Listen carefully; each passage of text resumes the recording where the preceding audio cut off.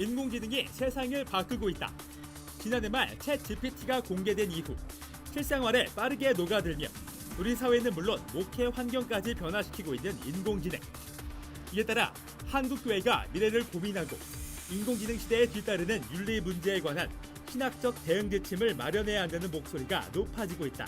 설교를 듣고 하나님의 음성으로 받아들이고 이게 소위 공동체성이고 교회의 가장 그 기본이 되는 유기적인 어떤 관계성이거든요. 근데 이제 AI는 그런 관계성이 없잖아요. 하나님께 나아가는데 도움이 되는 하나의 수단일 뿐이지 이 수단이 목적이 된다고 한다면 그거는 오히려 정신 문명의 퇴보가 아닐까 그렇게 생각을 합니다. 챗 GPT 인공지능 시대를 한국교회의 위기가 아니라 회복과 부흥의 기회로 삼을 수 있을까? 오늘 한국교회를 논하다에서는 인공지능 시대의 교회의 미래를 전망해보고 목회적 대응 방안에 대해 논해본다.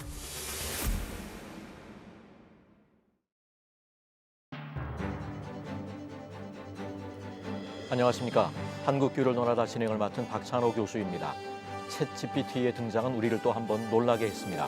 목회와 신앙생활에도 변화가 시작되었는데요.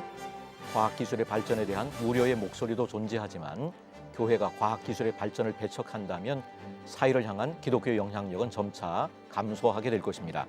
다가오는 인공지능 시대에 복음을 효과적으로 전하기 위해서는 교회가 기술 발전으로 인한 목회 환경의 변화를 이해하고 이를 바탕으로 새로운 사역 방향을 모색하는 한편 윤리적 가이드라인을 제정하는 데도 목소리를 내야 할 필요가 있습니다. 그래서 오늘 한국교회를 논하다에서는 챗 GPT가 목회 현장에 어떻게 활용될 수 있을지 또 부작용이 있다면 어떻게 대응해야 하는지 함께 논의해 보고자 합니다. 함께 말씀 나누실 출연자들을 소개하겠습니다. 먼저 국제미래학회 회장이신 한세대학교 안종배 교수님 나오셨습니다. 네, 반갑습니다. 안녕하세요. 대전 신성교회 담임이신 김윤태 목사님 나오셨습니다. 반갑습니다. 예, 반갑습니다. 그리고 감리교 신학대학교 장재호 교수님 나오셨습니다. 예, 네, 반갑습니다. 함께 자리해 주셔서 감사합니다. 예, 새롭게 등장한 단어입니다. 챗 GPT. 워낙 화제가 되다 보니 뉴스는 물론이고 주변에서도 심심찮게 들을 수 있었는데요. 챗 GPT가 어떤 서비스인지 이전과 얼마나 다르길래 이렇게 화제가 되고 있는지 먼저 안종배 교수님께서 챗 GPT에 대해서 설명해 주시면서 이야기를 시작하면 좋겠습니다. 예, 그 챗 GPT는 어떻게 보면 인류 최초로 누구나 쉽게 그리고 각 영역의 전문 서비스를 대화형으로 그리고 인공지능 스스로가 생각을 해서 답을 내는 그래서 대화형 생성 인공지능이라고 부릅니다. 대화형 생성 네, 그래서 이제 인공지능. 이런 예, 예. 부분이고요. 그리고 실제로 이제 이런 대한 이 부분에 대해서 2005년부터 실제로 시작됐어요. 그래서 2005년에 세계 미래 컨퍼런스에서 싱글유리티라는 것을 주장한 레이 커즈월드가 2005년에는 인공지능이 곤충 정도의 수준이지만은 2023년이 되면은 사람의 어떤 두뇌 정도가 돼서 전문가 정도의 어떤 수준으로 서로 대화하면서 인공지능이 개발될 거라고 한 적이 있습니다. 그리고 나서 2015년에 샘 알트만이라는 벤처회사 CEO와 그리고 앨런 머스크라고 하는 테슬라 CEO들이 함께 힘을 합해서 인류가 인공지능을 좀 유용하게 그리고 또 누구나 쉽게 사용할 수 있는 그런 인공지능을 우리가 개발하자. 그런 취지로 오픈 AI라고 하는 비영리 재단을 설립해서 그리고 이제 많은 돈을 투자해서 그동안에 쭉 개발을 한 거죠. 그러면서 2018년에 이제 GPT-1이 나왔고 2019년에 GPT-2 그리고 2020년에 GPT-3가 나왔습니다. 그리고 2022년 12월 1일 우리나라 날짜로 드디어 이제 우리가 알고 있는 챗 GPT 소위 말하는 GPT 3.5가 나온 거죠. 그러면서 이제 모든 사람이 좀 더 쉽게 사용할 수 있게 됐고요. 지금 워낙 또 속도가 빨라지다 보니까 2023년 3월 15일에 GPT-4가 나왔습니다. 그래서 지금은 텍스트로도 하고 음성으로도 하고 또 영상으로도 하고 또 이미지로도 하고 그래서 마치 우리가 눈과 코와 입으로 모든 커뮤니케이션 하는 것처럼 그런 차원으로 지금 인공지능이 변화가 됐다. 그래서 챗GPT가 전 세계적으로 각광을 받고 있는 겁니다. 예. 출시되자마자 가입자가 폭발하고 이후에도 계속해서 기술적인 업그레이드가 되고 있다는데 챗GPT를 이용한 어떤 일들이 가능할 건지 궁금합니다. 이 기능과 활용도에 대해서 김윤채 목사님께서 한번 설명해 주시면 감사하겠습니다. 사실 그 챗GPT는 그 인공지능의 한 서비스 중에 하나거든요. 인공지능 개념 자체는 이미 17세기부터 나왔습니다. 1950년대부터 개발되었다가 실패를 했습니다. 인간의 말을 알아듣지 못했는데 딥러닝이나 트랜스포머 알고리즘이 나오면서 갑자기 이제 발전하게 된 것이죠. 그래서 오늘날의 그 챗GPT 3.5가 나오면서 단기간에 가장 빠르게 지금 현재 성장을 하고 있는데요. 출시된 지 5일 만에 100만 명 돌파했고요. 이용자가 40일 만에 1000만 명을 돌파했습니다. 두 달 만에 1억 명을 돌파했는데요. 현재 또 말씀하신 것처럼 챗GPT 4가 나왔습니다. 현재 많은 분들이 뭐 연구자들도 학술자들도 연구를 이용을 하고 있고요. 실제로 컴퓨터 프로그램 하시는 분도 챗GPT를 이용해서 프로그램을 짜는 그런 일도 많이 그런 있습니다. 일이 있습니까? 이미 미국에서는 많은 연구자들이 이미 이것을 아주 신속하게 오늘날의 구글이나 아니면 뭐 네이버나 이런 여러 검색 엔진처럼 대체제로 지금 현재 챗GPT를 사용하고 있고 활용도가 무궁무진하네요. 그럼요. 그러니까. 예. 챗GPT가 나오고 난 다음에 마이크로소프트에서 이제 뉴빙이 나왔고요. 또 구글도 바드라는 또 AI 소프트웨어를 또 출시를 했고요. 우리 한국에서도 여러 업체에서 지금 현재 카카오톡에서 또 이렇게 새로운 또 상품을 또 출시를 했습니다. 솔트루스라는 또 우리나라의 기업에서도 루시아라는 한국판 챗GPT를 현재 좀 출시 준비 중에 있습니다. 그렇군요. 굉장히 그 활용도가 무궁무진한 그런 챗GPT라고 볼 수 있는데요. 자, 그럼 한국 교회 목회자들은 이 챗GPT를 얼마나 이해하고 있는지 또 실제 목회에 어느 정도 활용을 하고 있는지 궁금한데요. 장지호 교수님께서 한번 설명해 주시면 좋겠습니다. 네, 지난 4월 4일에 목회데이터 연구소에서 목사님들 대상으로 챗GPT 활용도에 대한 설문조사가 있었습니다. 그 결과를 보면 목사님들 중에 대략 한 79% 목사님들이 이미 챗GPT를 잘 알고 있고 그 중에서 대략 47%의 목사님들이 그럼 절반 정도가 그것을 이미 사용하고 계신다라고 대답을 했는데요. 출시된 지 벌써 이제 4개월도 채 되지 않은 시점이었고요. 그리고 무엇보다 동시대에 일반인들을 대상으로 조사한 결과 당시에 36%의 분들이 사용하고 계시다라고 했기 때문에 일반인들보다 목사님들께서 이미 더 빠르네요. 더 많이 사용하고 계신다라는 통계를 좀 유의미하게 봤고요. 그리고 목사님들 중에서 주로 설교 준비에 많이 활용하고 계셨고요. 그리고 그것에 대한 결과에 대한 신뢰도에서도 대략 한 80% 정도의 신뢰도를 갖고 계시는 걸 봐서 목사님들이 설교 준비나 성역 공부에 아직 현재 지금 잘 활용하고 있고요. 앞으로 점점 활용도가 증가할 것 같습니다.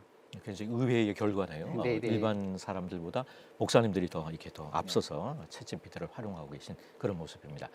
예, 몇 개월 되지 않은 짧은 시간에 절반 정도가 사용하고 있다면 앞으로 모두가 자연스럽게 사용할 날도 멀지 않았다는 그런 생각이 드는데요. 챗GPT가 목회 현장 그리고 한국 교회에 미칠 영향이 꽤 크리라고 하는 그런 생각을 하게 되는데 부정적 측면 또 뭐 긍정적 측면 모두 있을 것 같은데 한번 그 부분에 대해서 안종배 교수님부터 한번 나눠주시면 좋을 것 같습니다.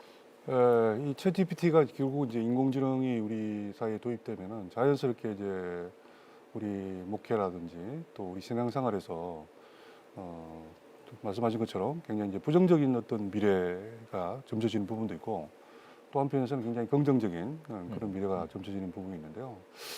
그 부정적인 미래 관점에서 봤을 때는 일단 기본적으로는 소위 말하는 가난한 교인이 증가될 가능성이 높죠. 교회 가지 않아도 얼마든지 본인이 다양한 말씀을 또 접할 수 있으니까. 또 한편에서는 이 젊은 성도들이 지금 약간 좀 이단에 대한 어떤 그런 부분으로 많이 빠질 수 있습니다. 그래서 여러 가지 어떤 그 심적인 그런 부분 때문에 그래서 그런 부분이 있고 또 한편에서 또 디지털 목회자라고 하는 또 다른 차원의 어떤 그 목회자가 생성이 돼서 어떻게 보면 하나님과의 직접 교류보다는 디지털 목회자를 통해서 어떤 말씀을 듣고자 하는 그런 경우가 있고요. 또 한편에서는 또 이게 다음 세대가 교육이 지금도 약화되어 있는데 더욱더 교회에 나오지 않고 약화될 수 있는 그래야 될 가능성. 그래서 그거는 이제 부정적인 관점이고 또 어떤 의미에서 좀 긍정적으로 우리가 잘 선용하면은 오히려 지금 이 인공지능 이 챗GPT가 활성화될수록 한편에서는 굉장히 그 사람들이 더 복음과 또 영성에 대한 갈망이 더 강해집니다. 그래서 기독교적 영성이 진정한 의미의 어떤 그 서비스를 제공할 수 있으면은 오히려 그 부분을 통해서 교회가 부흥할 수도 있는 부분이 되고요. 또 한편에서는 또 사람들은 굉장히 그 공동체의 어떤 그런 갈급함이 강하기 때문에 오히려 이런 공동체를 더 활성화시키는 차원으로 챗GPT가 또 활용이 될 수가 있죠. 그리고 또 그 한편에서는 그 다음 세대 교육을 이렇게 그 다시 한번 부흥을 시켜서 오히려 교회가 다음 세대의 미래 인재를 양성하는 그런 차원으로 이것이 이제 탈바꿈됐을 때 오히려 다음 세대에 뭔가 우리가 초대 우리 한국 교회에서 한 것처럼 교회에 가면은 인재가 될 수 있다. 오히려 그런 어떤 새로운 방향을 모색할 수가 있고요. 또 우리 목회의 어떤 그 지경과 영향력을 굉장히 다양하게 전 사회적으로 확장할 수 있는 그런 기회로도 활용하기 때문에 우리가 어떻게 활용하느냐에 따라서 굉장히 부정적인 미래가 될 수도 있고 또 긍정적인 미래가 가능하다고 볼 수 있겠습니다. 예, 챗GPT가 미칠 어떤 영향, 긍정적인 면과 부정적인 면을 나누고 있는데, 예, 김윤태 목사님께서도 한번 우리 안 나눠주시죠. 교수님 말씀에 조금 덧붙이자면은 우리가 인공지능을 이제 도구로 접근하느냐 아니면 존재로 접근하느냐 좀 나눠본다면 만약에 이제 챗GPT 인공지능이 좋은 도구다, 양날의 검이 될 수 있겠죠. 잘 쓰면 아주 효과적인 사람을 살리는 메스 같은 역할을 할 수 있을 것이고 잘못 쓰면 사람을 죽이는 칼과 같은 역할을 할 수 있겠죠. 뭐 예를 들어서 오르간이나 피아노나 드럼이 교회에 들어올 때 찬반이 많았습니다. 하지만 지금 드럼 없으면 예배들이 어렵죠. 예, 마찬가지로 이렇게 인공지능을 도구적으로 접근하면은 이제 양날의 검이 될 수 있는데 이거 존재론적으로 접근하면 만약에 이 인공지능이 의식을 가지게 된다면 이 인공지능은 어쩌면은 선교의 대상이 될 수 있지 않을까 그런 생각까지 생각하면은 또 다른 또 준비나 사유가 또 필요한 부분이 아닐까 그런 생각이 듭니다. 예, 장지우 교수님께서도 한번 나눠주시죠. 네. 16세기에 종교개혁이 일어나면서 사람들이 성경을 보다 편하게 접하게 되었고 당시 기득권을 가졌던 분들에게는 이게 뭐 어떤 위기의식으로 다가왔을지 모르겠지만 이미 많은 사람들이 성경을 편하게 보는 그러한 말씀에 성경의 대중화에 기여했다면 이제 챗GPT의 등장으로 인해서 신학의 대중화라고 말할 수 있을까요? 이게 누구나 내가 의문을 가지고 있는 어떤 신학적인 질문에 대해서 아니면 특정 본문에 대한 해석 이런 것들을 챗GPT한테 물어보면 너무나 학술적인 답을 잘 해줍니다. 그리고 신앙적인 상담도 잘 해주고요. 그래서 이제는 누구라도 편하게 신앙생활에 도움을 받을 수 있고 신학적 지식을 쌓아갈 수 있는 아마 그런 시대가 될 것 같고요. 목사님도 이것을 활용할 때 이것이 메인이 되면 문제가 될 소지가 있지만 그것을 그 설교 준비의 보조 자료로 활용하게 되면 보통 목사님들도 각자 개인이다 보니까 모든 부분에 완벽할 수가 없잖아요. 그러면 내가 생각하지 못했던 답변들 그리고 여러 가지 기발한 이야기들도 챗GPT를 통해서 얻을 수가 있고요. 더욱더 목회나 설교하는 데 큰 도움이 될 수 있고 그리고 교인들도 이것 통해서 여러 가지 신앙생활 증진에 좀 도움이 될 것 같습니다. 내가 알고 있는 어떤 지식들이 정확한지를 이렇게 점검해 네. 볼 수 있는 그런 게 되겠네요. 네, 맞습니다. 종교개혁을 통해서 어떤 신앙의 민주화가 됐다면 네. 챗GPT를 통해서는 신학의 민주화가 이루어지는 그런 시대를 우리가 기대하게 네. 되는. 예, 오늘 한국교회를 논하다에서는 인공지능 시대에 한국교회 미래를 전망해보고 목회적 대응 방법을 모색해보고 있는데요. 인공지능이 앞으로 놀랍고 급격한 변화를 초래할 것은 분명한데 그 변화를 이해하고 전망하면서 여러 가지 뭐 말씀하신 것처럼 도구로서 지혜롭게 사용할 수 있어야겠습니다. 그렇다면 구체적으로 교회에서 챗GPT를 어떻게 활용할 수 있는지 목회적 활용 방안이 궁금합니다. 김윤태 목사님께서 한번 말씀해 주시면 네. 좋겠습니다. 우리 시청자 여러분께서 알기 쉽게 좀 이해하기 쉽게 좀 설명을 드린다면 예를 들어서 교회 행정이나 사무간사들이 이제 이런 일을 이 챗GPT를 효과적으로 사용할 수 있습니다. 사실 교회 업무 대부분이 다 뭐 문서 작업이죠.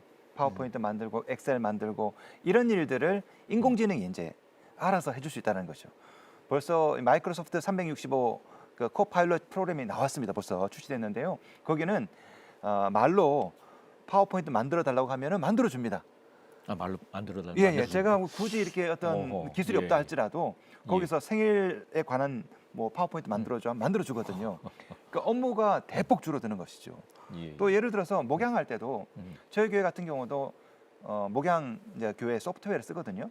부목사가 일일이 입력을 하고 또 사무관사가 입력을 하는데 자, 이 챗GPT 인공지능이 이거 잘합니다. 요약하는 거 되게 잘해요.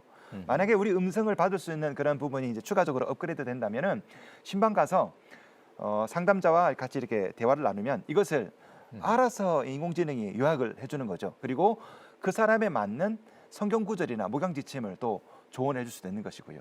이런 식으로 다양하게 활용할 수 있고 특히나 저는 교회 학교에서 활용이 많이 된다고 생각합니다. 교회 학교에서 요즘에는 음악도 만들어줘요. 송메이커라는 음악을 만들어주는 그런 인공지능이 나왔습니다. 노래도 막 만들어주고요. 그림도 만들어주고요. 아마 교회 학교에서 널리 활용되지 않을까 그런 생각이 듭니다.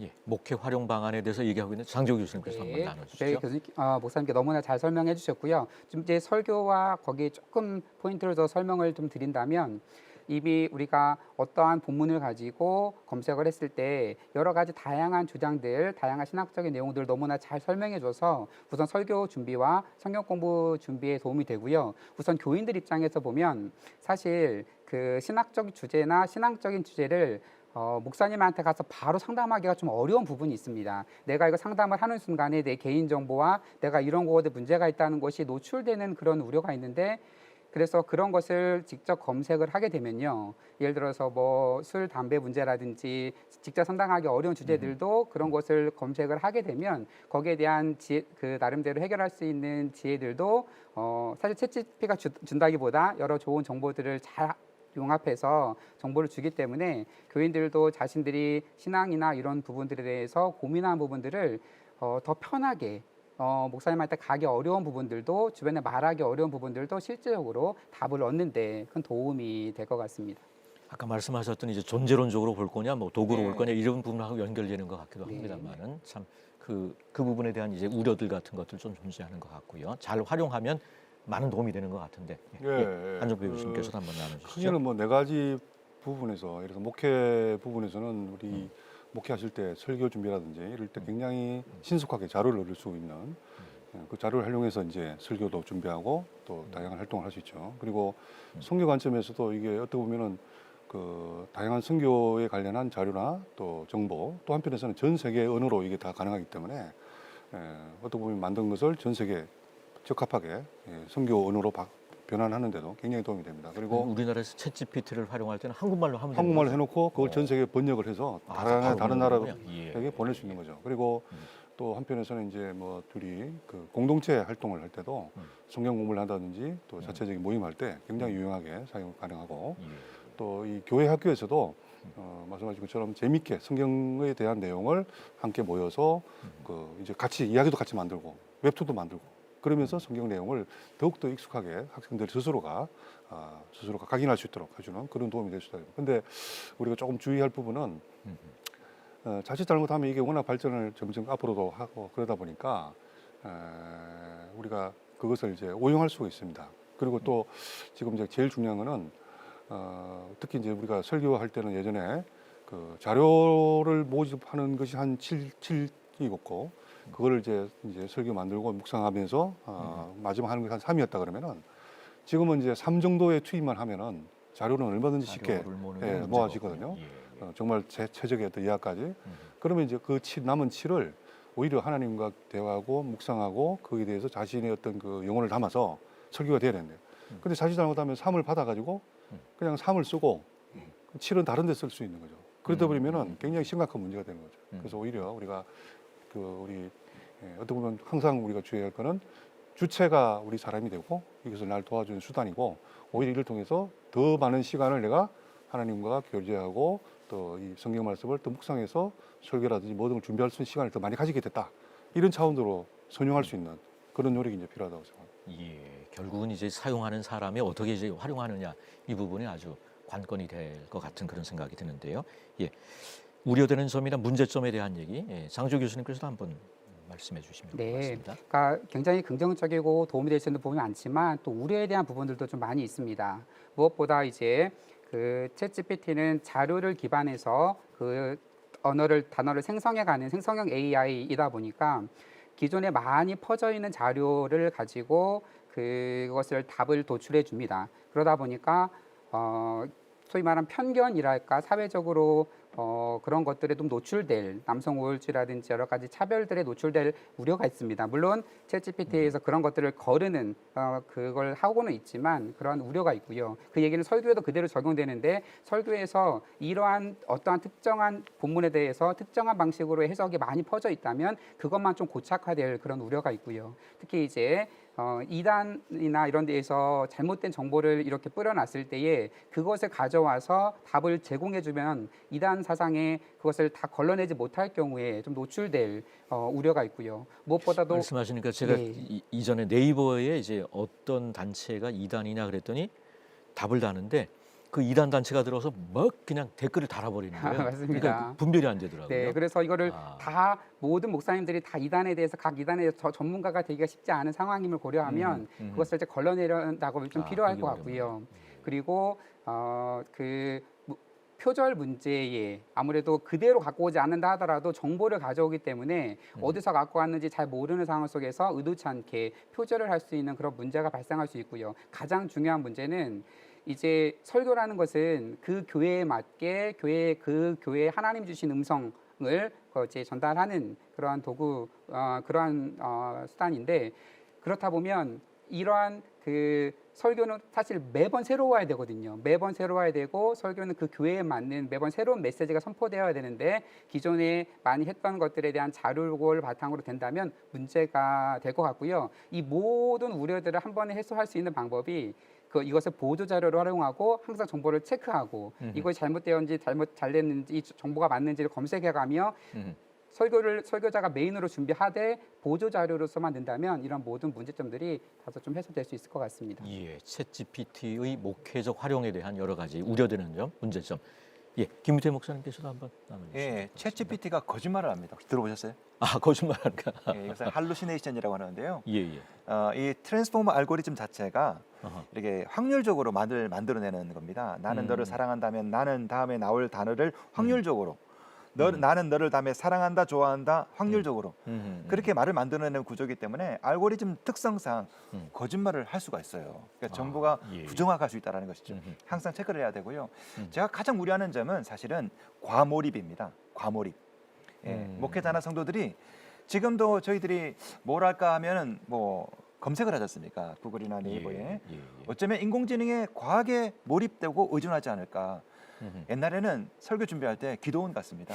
무릎 꿇고 강대상에서 그렇죠. 주여 말씀을 주옵소서. 예. 지금은 인공지능에 과하게 의존하게 되면은 기도하는 것보다 오히려 검색을 더 많이 하게 되지 않을까.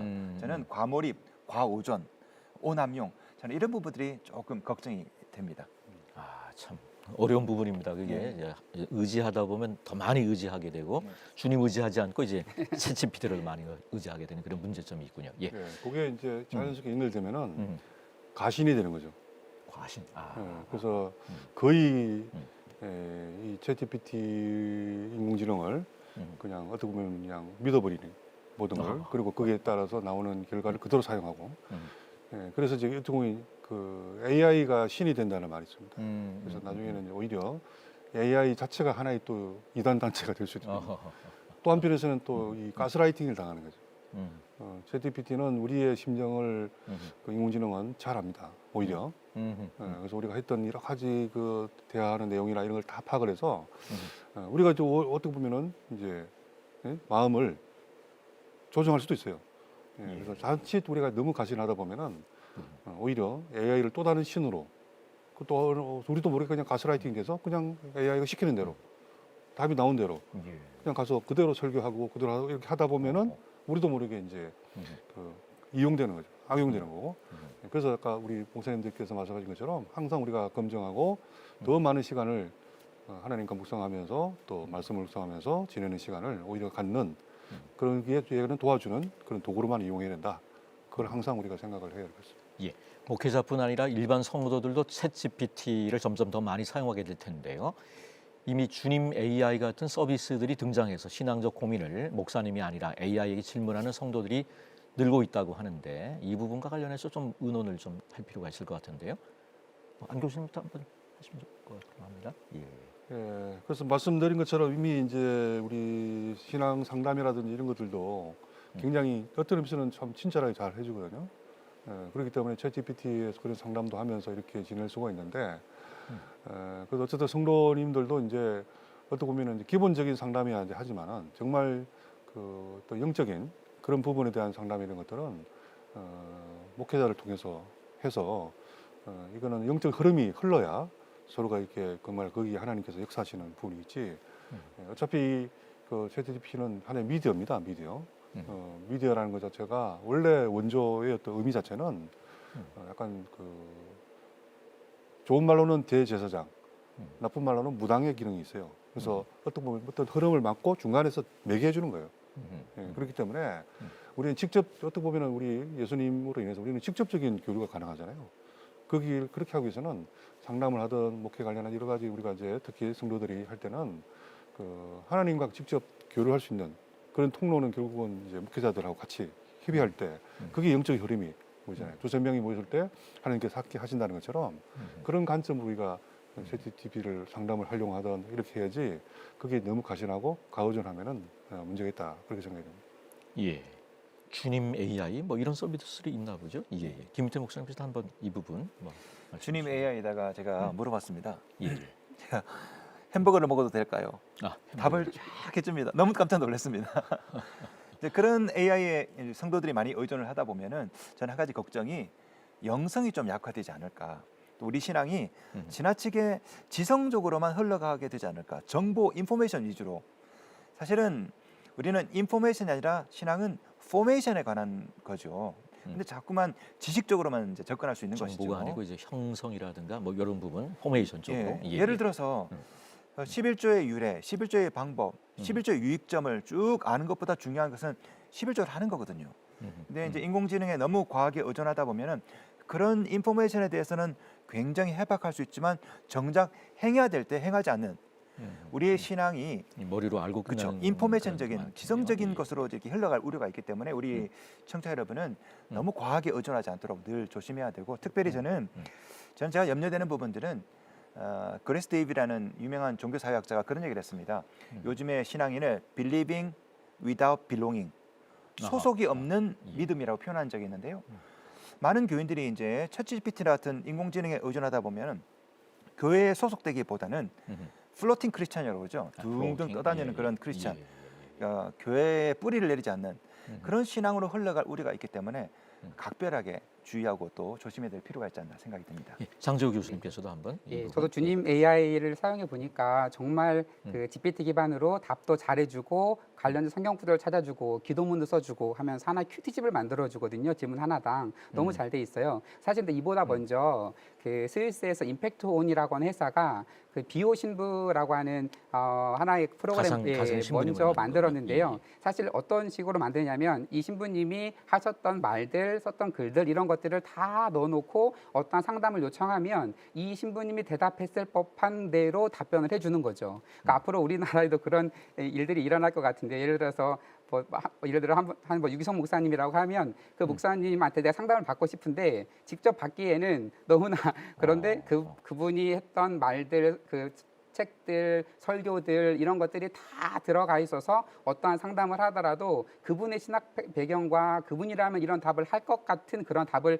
해주는 프로그램들이 앞으로 곧 개발되지 않을까 저는 생각을 하고 있고요. 이렇게 되면 신앙 상담을 받기에 유익한 부분이 있지만 가장 중요한 것은 신앙 상담을 자꾸 이런 식으로 받고 해도하다 보면 담임 목사님이나 목회자와의 영적인 관계가 이게 약화되거든요. 사실 담임 목사님 입장에서도 교인분들이 무엇 때문에 고민하고 있고 어떤 어려움이 있는지 알아야 그거에 맞게 더 설교도 준비하시고 그걸 위해 기도하시고 하는데 교인들이 이런 식으로 다 신앙 상담들을 해가면 목사님들과 교인들 간의 관계가 멀어지게 되고 실제적으로 그럼 교회 안의 공동체가 건강한 교회로 성장하기 어려운 그런 부분들도 좀 존재합니다. 예. 여러 가지로 이제 활용 방안은 굉장히 무궁무진한데 또 위험한 부분들도 굉장히 많은 맞습니다. 여러 부분에서 그런 부분들을 확인하게 되는군요. 예. 그런데 그럼에도 불구하고 이미 변화는 시작되었다라고 볼 수 있고요. 문제가 발생하기 전에 한국교회가 보다 먼저 대비책을 마련하고 준비해 나갔으면 좋겠는데요. 한국교회가 어떻게 대응해 가야 좋을지 짚어보면 좋을 것 같습니다. 김은태 목사님부터 한번. 네, 인공지능은 기존에 다른 어떤 플랫폼보다 다른 게 뭐냐면은 사회화할 수 있는 능력으로 진화할 수 있다라는 것이죠. 그렇기 때문에 인공지능을 그냥 가볍게 볼 것이 아니라 미리미리 더 빠르게 진화하기 전에 이 문제가 더 심각하기 전에 대처를 해야 된다고 생각합니다. 특별히 우리는 이제 세 가지 정도로 대처 방안을 생각할 수 있겠는데요. 하나는 초교파적으로 대처하는 것입니다. 교파를 초월해서 윤리적인 그런 가이드라인을 만드는 것이죠. 또 하나는 교단적으로도 교단마다 신학적인 성향이 틀리기 때문에 교단의 신학에 맞는 어떤 신학적인 지침 혹은 성서적인 가이드라인을 교단에 만드는 것입니다. 챗GPT를 이제 활용하는 어떤 방안에 대한 거예요. 어떤 가이드라인을 예. 만드는 것이죠. 음. 그리고 이제 개교회적으로는 어떤 체험적인, 다시 말하면 인공지능이 할 수 없는 부분들을 교회들이 프로그램을 많이 개발해야 되지 않는가. 예를 들어서 교회에 나와야만 누릴 수 있는 어떤 그런 프로그램들이 있지 않습니까? 뭐 성찬식이라든지 아니면 신방 같은 경우도 대면에서 상담하기 때문에 인공지능이나 어떤 메타버스 상에서 누릴 수 있는 것과 다른 그런 이점들이 있거든요. 그래서 저는 너무 두려워하지 않고 개교회도 이런 체험적인 영성, 대면 프로그램들을 좀 많이 개발해야 되지 않을까 그런 생각이 듭니다. 예, 장지호 교수님. 좀 예. 덧붙이면요. 그래서 이제 그 과학 기술이 뭔가 발전하고 있을 때 이것이 주는 유익이 굉장히 큽니다. 그래서 이것을 적극적으로 수용하되 기독교계에서 그에 합당한 목소리를 내서 혹시 우려가 있거나 윤리적인 문제가 있거나 한 부분들에 대해서는 선도적으로 대화를 좀 이끌고 가야 된다라고 생각을 합니다. 요즘 최근에 그 인공지능 AI뿐만 아니라 뭐 그 유전자 편집 기술 포함해서 앞으로의 미래에는 굉장히 인간에 대한 존엄성에 대한 문제가 굉장히 제기될 텐데 우리가 어떻게 성경적 가르침, 하나님의 형상대로 창조되었다고 하는 이런 성경적 가르침들을 잘 이어갈 수 있을까에 대한 고민이 필요하고요. 앞으로 인공지능을 활용할 수 있는 계층과 그렇지 못한 계층의 빈부격차 문제라든지 그리고 사회적인 불평등 문제라든지 이러한 어려움들이 예상이 되는데 이러한 부분들을 교계가 앞장서서 좀 이끌어갔으면 좋겠습니다. 예, 안종배 교수님께서도 한번 예, 의견을 주시면 좋겠습니다. 좀 우리 기독교에서도 이제는 세상을 쫓아가는 것이 아니고 저는 이제 오히려 이번 기회를 세상을 선도할 수 있는 기회로 사용을 할 필요가 있다 그런 생각하는데요. 왜냐하면 일단 앞으로 그 인공지능은 발전은 더 가속화될 것이고 그리고 우리가 원하든 원하지 않든 결국은 인공지능과 우리가 공존하고 또 필요할 부분은 협업을 해야 되는 그런 시대가 이미 됐습니다. 그리고 앞으로 더욱더 이게 더 강화될 거라는 거죠. 그러면 이제 이런 어떤 새로운 현상을 우리가 어차피 이 모든 것은 결국은 하나님의 섭리 안에 있다. 기본적인 그 인식을 가질 필요가 있습니다. 그래서 그러면 이 하나님의 섭리 안에 있는 이것이 우리 주기 기도문에 있는 것처럼 그야말로 하늘나라에서 이런 것을 땅에서도 이루는 그런 노력을 우리는 해야 되는 거죠. 하나님께서 이런 섭리를 우리에게 허락해 줬으니까 이것을 이용해서 어떻게 하면 하나나라의 을을 또 하나나라의 나라를 이 땅에 구현할 수 있을까? 이런 노력을 이제 이걸 활용하면서 하는 겁니다. 그런 관점에서는 이제 우리가 오히려 더 선도적으로 인공지능을 잘 선용하면서 제가 지금 그 전 세계 이제 미래학자들이 모여서 또 한국에서 그 세계 미래 대회를 이제 준비하고 있는데 이걸 통해서 예를 들어서 새로운 어떤 미래의 방향, 세계가 가야 할 미래 방향을 세팅하는 거거든요. 그러면 그런 부분에서 오히려 이런 선도적인 어떤 역할을 하는 기독교인들이 인공지능을 포함해서 어떻게 우리가 세상을 어떻게 변화시켜야 된다. 이런 것들을 우리가 오히려 선도적으로 세계의 방향을 제시해 줄 수 있고 주요 아젠다를 세팅할 수 있는 거죠. 그래서 이런 부분에 대해서 오히려 우리 기독교인들이 더욱더 적극적으로 또 세상을 선도할 수 있는 그런 관점에서 이번에 기회를 이용하는 그 예수님이 어떤 그런 역할을 하신 것처럼 우리도 예수 제자로서의 그런 역할을 할 수 있는 기회로 이걸 잘 선용할 수 있으면 좋겠다 그런 생각이 듭니다. 예, 인공지능 그리고 챗GPT 이 사용에 있어서의 어떤 윤리 문제를 한번 짚어보면 좋을 것 같습니다. 오래전부터 인공지능의 윤리적 문제는 과학계는 물론 사회적으로도 계속해서 논의가 되어 왔는데요. 교계의 대처가 좀 느린 편은 아닌가 생각하게 되는데 이 목회 윤리적 차원에서 어떤 노력을 해야 될지 한번 의견을 나눠주시면 좋겠습니다. 장재호 교수님부터 한번 나눠주시죠. 사실 여러 가지 우려들이 존재하지만 기본적으로 이건 저는 어찌 보면 기회라고 생각을 합니다. 모든 직업이나 이런 것들이 인공지능으로 다 대체가 되어가는 시대가 점점 이제 다가오고 있는데요. 그래도 이 영성적인 부분만큼은 그 인공지능이 대체할 수 없는 부분이거든요. 그래서 앞으로 우리가 인공지능 시대를 잘 활용해 나가면 우리 그 기독교 영성을 더욱더 보급하고 확장하고 더 그런 데에 좀 기회를 삼으면 좋겠다라고 생각하면서 그런데 항상 중요한 것은 뭔가를 인공지능을 활용하고 할 때에 교인들과 분명한 소통이 이루어져야 됩니다. 그러니까 담임 목사님 설교를 계속 은혜를 받았는데 알고 봤더니 목사님이 챗GPT를 활용한대 이런 걸 들었다 보면 아니야 목사님 설교가 아니라 검색된 자료야 혹시라도 그것에 대한 오해의 소지가 있을 수 있습니다. 그래서 목사님도 그것을 활용하되 내가 어떠한 범위 내에서 어떻게 활용하고 있고 그것을 당연히 오픈하고 교회 공동체하고 얘기를 해야 윤리적인 문제가 없을 것 같고요. 교인들 입장에서도 목사님이 더 풍성한 설교를 준비하기 위해서 우리 교회에 맞게 그 여러 가지 자료들을 검색하시면서 이렇게 준비하고 계신다라고 하는 그런 인식도 있어야 되고요. 교인들 간에도 그것을 이용하고 신앙 그 상담에 활용하는 교인과 그렇지 않은 교인들 가운데 소통의 장이 있어야 되겠고 혹시 사용하고 싶은데 이용하지 못하는 분들에 대해서는 이용을 안내해주는 그런 프로그램도 있어야 돼서 이것이 무슨 비밀이나 윤리적인 문제가 아니라 모든 교회 공동체가 긍정적으로 활용할 수 있는 그런 교회 시스템이 정비되면 좋겠다라고 생각을 합니다. 듣고 보니까 그런 생각 듭니다. 사실 저희들이 이 표절에 대한 얘기를 할 때 남의 것을 가져왔다고 얘기하면 사실 표절이 아닌데 가져왔는데 시침 뚝 따면 이게 표절이 되듯이 챗GPT를 활용하면 어느 정도 그걸 공개하면 좋은데 안 그런 경우에 윤리적 문제가 좀 발생할 것 같고요. 예, 안종배 교수님께서도 윤리적 문제에 대해서 한번 나눠주시면 예. 좋겠습니다. 우리가 어떤 의미에서 참 우려하고 두려워할 것은 AI가 아니고 오히려 이것을 특히 목회 관점에서는 그냥 그대로 활용해서 그냥 거기 의존해서 그대로 설교 만들고 그걸로 그냥 이제 목회 활동을 하는 그런 어떤 우리의 마음, 과몰입을 말씀하셨는데 과몰입과 가신. 그래서 이런 것들이 어떤 의미에서는 가장 우려된 거죠. 그게 이제 소위 말하는 이제 이 윤리가 되는 겁니다. 그래서 윤리라는 것은 가장 근본적으로는 결국은 내가 주체가 돼야 되겠다. 어떤 상황이 돼도. 그리고 목회자의 어떤 그 영성을 더 심화시키는 하나의 도구로 내가 활용하면서 결국은 내가 더욱더 하나님과 교류하는 그런 차원으로 우리가 모든 목회 준비를 하는 시간을 더 많이 갖게 됐다. 그렇게 돼서 이제 오히려 그것을 선용할 수 있는 그런 마음, 또 그걸 위한 어떤 기본적인 윤리적인 어떤 그 가이드 이것들이 목회 현장에서 이제 굉장히 필요하다 그런 생각이 듭니다.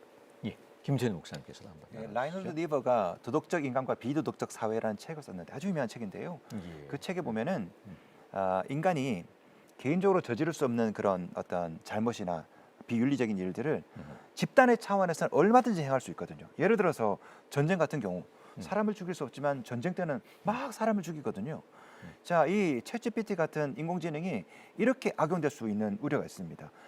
이제 은밀하게 익명성과 은폐성이 보장된 사회에서 이 챗GPT를 가지고 숨어서 얼마든지 나쁘게 활용할 수 있는 것이거든요.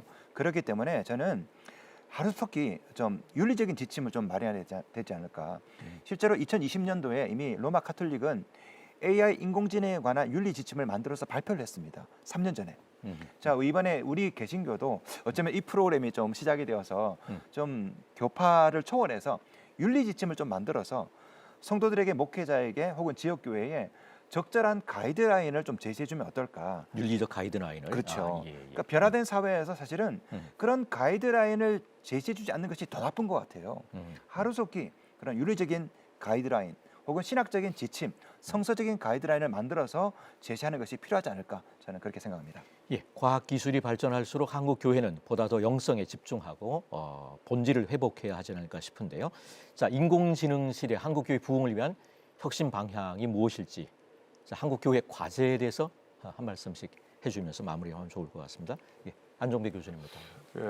이 한국 교회는 어떻게 보면서는 새로운 부흥의 기회가 왔다고 저는 생각합니다. 오히려 이번 기회를 통해서 오히려 세상에서도 점점 더 요구되고 있는 첫 번째 어떤 그 예수님의 복음과 예수 사랑 공동체의 어떤 그 회복 교회가 거기에 대한 어떤 욕구도 굉장히 강합니다. 가면 갈수록 특히 영성이 강해지고 이러기 때문에 그렇기 때문에 비대면 시대지만 점점 어떤 오히려 더, 공동체가 더 복음을 강해지는 통해서 거예요. 뭔가 예. 마음의 어떤 안정을 얻고 또 구원에 대한 확신을 가지면서 새로운 어떤 가치를 추구하고 그런 어떤 노력이 굉장히 중요하거든요. 그래서 어떻게 보면 우리가 오히려 그런 본원적인 회복을 할 수 있는 기회가 돼서 또 우리가 그런 복원을 해야 된다. 그래서 두 번째는 성경적인 어떤 이 세계관, 과거와 현재와 미래까지 결국은 그 하나님의 어떤 섭리안이 있기 때문에 우리가 과거, 현재, 미래 전체를 통해서 어떻게 하면 하나의 나라를 구할 것인가에 대한 노력을 전 교회적으로 함께 해야 되겠다. 그리고 또 한편에서는 기독교적인 가치관, 그래서 우리가 문화라든지 미디어를 통해서 기독교적인 가치관을 최대한 많이 확산하는 그런 노력을 더욱더 활발하게 해야 된다는 거고요. 그다음에 그 어떻게 보면 또 한편은 굉장히 중요한데 미래 세대가 결국은 이제 인재가 되기 위해서는 우리 사회에서 오히려 창의성 있는 사람, 인성 있는 사람, 오히려 영적인 가치를 추구하는 사람, 그러면서도 또 미래지향적인 그런 어떤 그 역량을 갖춘 사람, 이런 사람들이 지금 세계의 어떤 미래의 리더가 되고 있습니다. 그거는 굉장히 기독교적인 또 성경적인 역량이거든요. 그래서 우리가 오히려 우리가 이 교회에서 그런 관점에서 더 성경적인, 그러면서 미래의 역량을 갖춘 그런 어떤 관점의 미래 세대의 교육을 하게 되면은 자연스럽게 교회로 학생들이 모이게 되고 또 우리의 어떤 미래, 교회의 미래는 굉장히 새로운 또 부흥을 얻을 수 있는 그런 기회가 된다. 그래서 어떤 의미에서는 우리가 초대교회, 또 한국교회의 초대의 어떤 모습으로 돌아가서 오히려 영성과 복음을 확산시키고 또 거기에 회복하고 공동체를, 사랑의 공동체를 회복하면서 오히려 다음 세대를 더 회복시키는 또 이 인재를 양성하는 그렇게 되면은 교회가 다시 한번 부흥할 수 있는 그런 기회가 될 수 있다. 그렇게 생각합니다. 예, 한국교회 과제에 대해서 김윤태 목사님께서 네. 한번 마무리해 주시면 될 것 같습니다. 저는 한마디로 표현하면 위기, 위험하지만 기회다라고 표현하고 싶습니다. 많은 위험도 있지만요, 오히려 효과적으로 잘 선용을 하면은 또 하나 부흥의 기회가 되지 않을까 그렇게 생각합니다. 예, 장재호 교수님께서 짧게 네. 마무리해 주시죠. 저는 한국교회에 가장 필요한 게 소통이라고 생각을 하는데요. 그래서 우리가 과학기술이 발전하고 할 때 그것을 받아들여서 우리가 어떻게 세상과 소통할 수 있을 것인가라고 했던 그 바울이 고민했던 유대인에게는 유대인처럼 헬라인에게는 헬라인처럼 되고자 했던 그 마음을 받아들여서 과학기술을 가지고 이 세계에 어떻게 하면 한 영혼이라도 더 구원할 수 있을까, 그 초점을 두면서 적극적으로 활용하고 이 우려가 되는 부분들은 잘 극복해 나가면서 정말 그 한국교회가 다시 한번 부흥하는 그런 역사가 일어나면 좋겠습니다. 정말 하나님께 지혜를 구해야 될 것 같은 맞습니다. 그런 시대인 것 같습니다. 예, 한국교회를 논하다 오늘은 챗GPT 등장 이후 한국교회 미래가 어떻게 변화할지 전망해보고 목회적 대응 방안에 대해서 함께 말씀 나눠보았습니다. 변화하는 시대 속에서 한국교회가 적극적으로 인공지능 담론에 임해야 할 것입니다. 다가올 인공지능 시대를 한국교회 회복과 부흥의 기로 삼을 수 있기를 기대하면서 오늘 순서 여기서 마칩니다. 함께해 주신 여러분 고맙습니다.